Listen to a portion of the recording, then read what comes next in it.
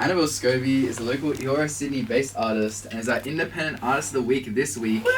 Yeah. Their sound twinkles grunge and pop with emo sensibilities alongside some bouncy and addictive beats.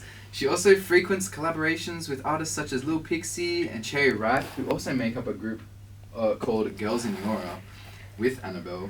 She has just released their second album called The Wreckage, and we're honoured to have them in the studio with us today. Thank you for joining us, Annabelle. Thank you. What a cool intro. I was so happy to have you. And that was it for today, guys. I was Annabelle Scobie. Shut up. Annabelle, we want to talk about your album. It's come out, The Wreckage. We've been loving the way you've crafted it. The sound carries such cathartic attitude, reflecting lyricism over top of like grunge pop instrumentals. How are you feeling that now that it's out? That's so cool. What a cool way to describe it. I like the response to it. I love how people have been so specific with what songs they like. It's not just like, oh, I like it. They say they like certain lyrics, so people are actually listening to it. Yeah. It's great. Oh, I'm so glad. What was it like figuring out how you wanted this project to sound off the back of, I guess, your debut album? It was kind of a combination of very new music and very old music. So the mixtape that I released last year was mostly stuff that I'd written in 2022 and 2023.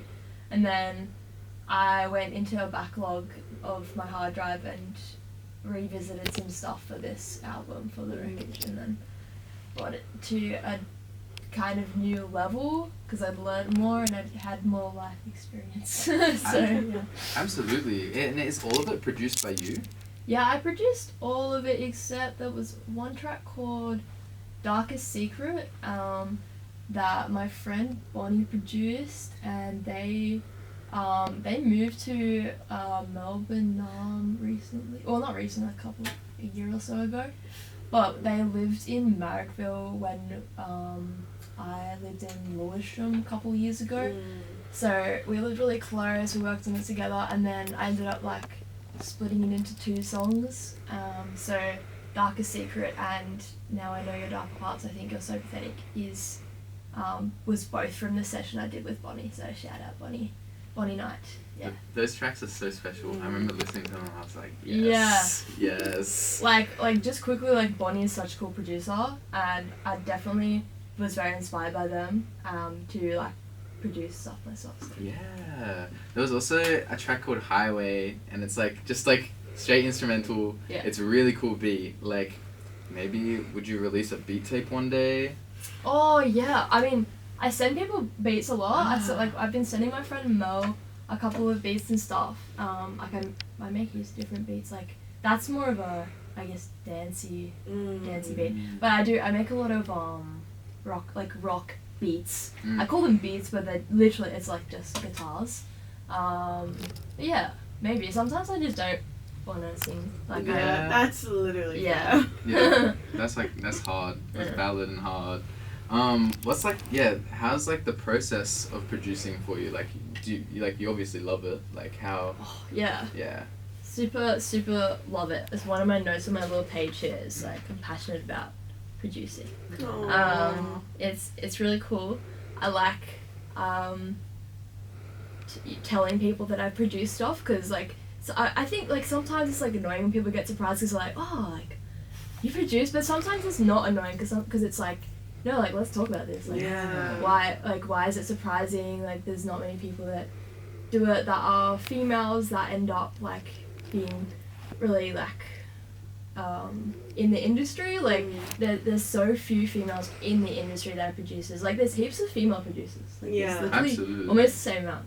But the amount that actually end up getting credits. Yeah. Yes. Like so many women just get their credits like taken away. Yes. So yeah, exactly. I'm very passionate about it, and I really enjoy it. And it's the process of it is quite quick. Like I find it quite quick, and it's more like revisiting stuff is what takes a long time, but actually making it and making like the general sound of it's pretty quick. Yeah. I hear you.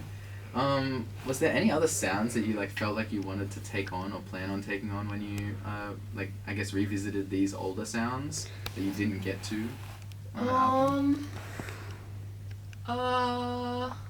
I don't think I planned to do anything, but I definitely wanted to play more guitar. Yeah. So I guess I never mind. Wanted to do that, and so ended up doing that, and yeah, I was like exploring Splice. I use Splice a lot. Like it's pretty cool, pretty easy. So I was exploring that a bit, and I just kept going to like natural sounds. So Yeah. Oh, that's really special.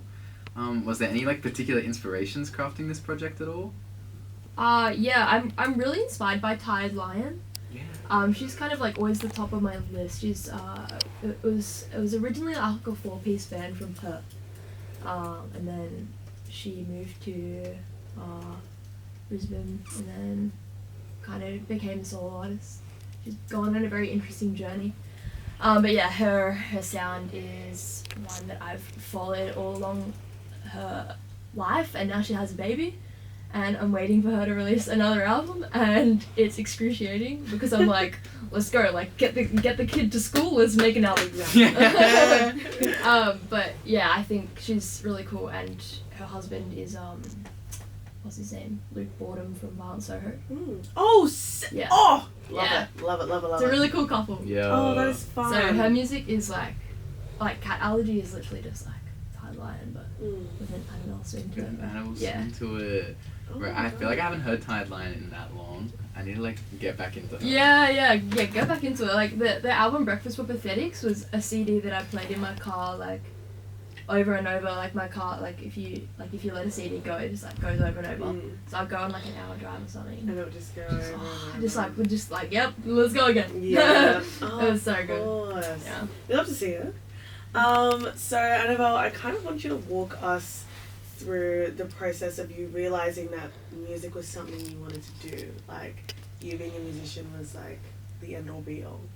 Oh, I don't know. I don't know if I even know that. I think that I'm always like trying to stay open-minded about the meaning of my like life and stuff. But I definitely think music has like guided me through every like good and bad moment. But I initially wanted to be like, for a job I wanted to be a scientist. I wanted to do I wanted to fully be like a renewable energy scientist when I was like 14. I wanted to be like a renewable energy engineer and scientist, like doing research, and I completely dropped that when I was 17 and just like. Why did you drop it? I became a cynic. Like I Real. got it all out of my system. I was at the Julia Gillard book launch in 2014. I was there. I got her signature. I got a photo with her. I was like right into politics. I was a Greens member when I was 13, and then, I was like, I feel like I was just like a really annoying. Like I got like, I guess, bullied a bit for being like, you should recycle that. And so I guess it kind of got to my head, and then I was just like, nah, this is not fun.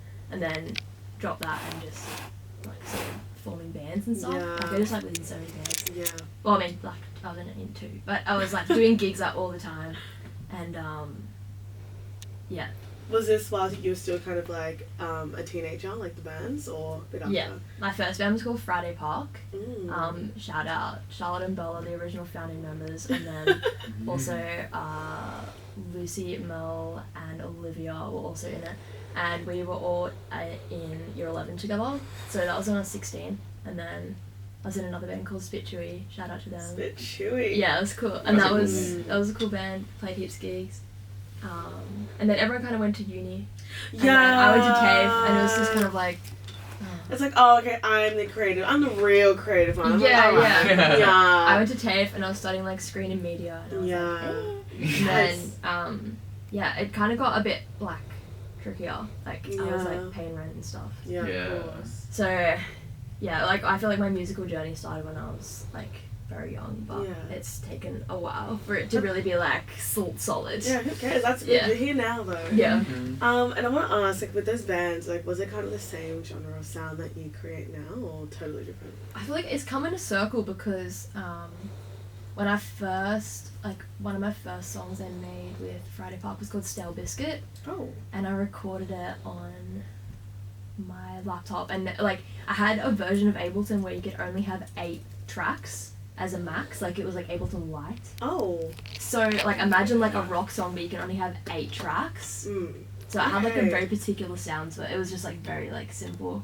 Okay. But it's on SoundCloud. It's a really cool song. But yeah, it like you'll hear like it sounds very similar to Gadigal. Okay. Well, we love a full circle moment. Yeah. Of course.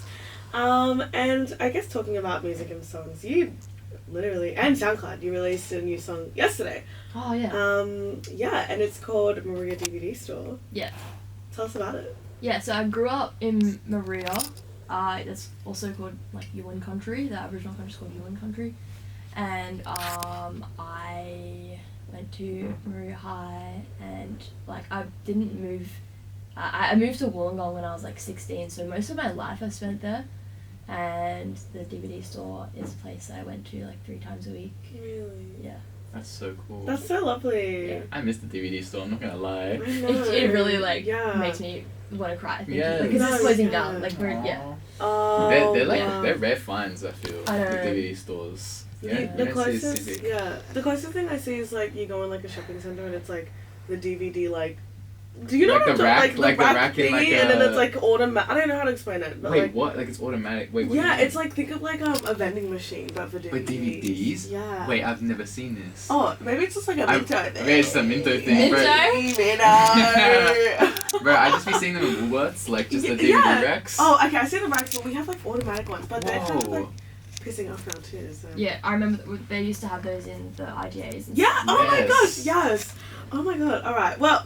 Well, let's actually get off that topic before Yeah. we get carried away. I will. We'll just start talking about So, DVDs. yeah. So you have a show coming up at the Lazy Thinking on May 12th. Woo, Yeah. woo, woo. So what are you expecting from it? I'm whipping out my guitar. Yo. I'm gonna play my guitar. Have you named your guitar?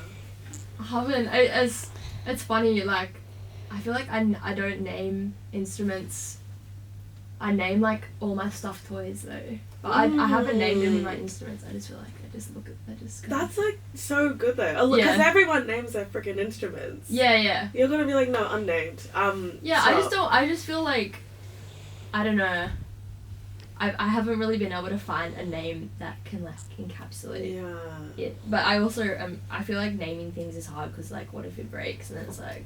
Now it's like You I'm breathe it. mourning. Yeah. Oh my gosh, exactly. So, do you have anything special or specifically planned for this performance? The show, I haven't planned it yet. I'm gonna like play a cover of Tired Line though. So Oh, fun. that's gonna be good. Oh, really fun. Yeah. Okay, Annabelle, I want you to picture and plan your perfect live event. So that like would be like venue anywhere in the world, here, anywhere. Like, Yeah, anywhere. anywhere. And, how, like, how big think the of crowd is, the lighting. the lighting as well. Like, what's like the vibe like? What's it giving? The support acts, the weather. Oh. Okay, I've already thought about this a lot. I have like. Yeah. I don't even need a moment to think about this. No one ever. I'm like, I need 10 minutes. I'm like, oh. No, not at all. I really think one day that I will play a show at Maria High. Yeah. And the hall is so cool. It's like a basketball court hall, and it's got dark green, really thick dark green curtains, Oh. and like 60s like the little tiny wooden flooring, and then like I remember going like for assemblies and stuff and doing performances, and like the side wings and the backstage area was like really decrepit, and it was like there was like broken mirrors and stuff, and I think it'd be so cool to have like a full rock show, like no barricade, like people like jumping on stage, jumping off stage. Whoa. At Maria High, and it being like maybe like 16 plus or something. Oh yeah. Yeah. Oh, of course. But Gotta yeah. have some edge on it. Yeah, because like the Maria High's kind of like feral, and I like that. Yeah. just like a feral rock show at Muriel High would be cool. Well, we love to see it. We love to hear it. That's the hardest answer I feel like we've actually ever heard. I know. You're welcome. Thank you. No, that's Thank lovely. you. Well, we're going to take a lovely break and then we're going to continue racking on Miss Annabelle Scobie's brain. Right now, this one is Highway off the newest album. Enjoy. We'll be back.